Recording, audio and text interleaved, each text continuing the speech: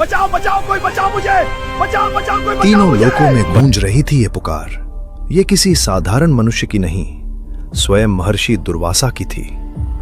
1 साल से वो ब्रह्मलोक से कैलाश और वैकुंठ तक भाग रहे थे, क्योंकि उनके पीछे पड़ा था स्वयं सुदर्शन चक्र। लेकिन आखिर ऐसा क्या हुआ?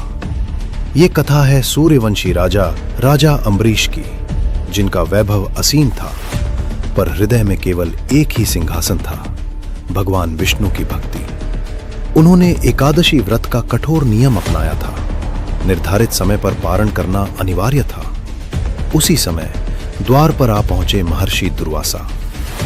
राजा ने विनम्रता से कहा, महाराज, पहले स्नान कर लीजिए, फिर हम साथ में भोजन करेंगे।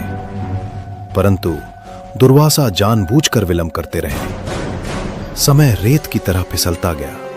अब संकट था, यदि अतिथि से पहले भोजन करें तो अपमान, और यदि न करें तो व्रत भंग। अंततः राजा अम्बरीश ने केवल एक घूंट जल ग्रहण किया, न भोजन न फल। जैसे ही दुर्वासा लौटे, वे क्रोध से अग्नि बन उठे। उन्होंने एक भयंकर अग्नि राक्षसी कृत्या उत्पन्न किया, जो अम्बरीश की ओर लपका। पर राजा शांत रहे।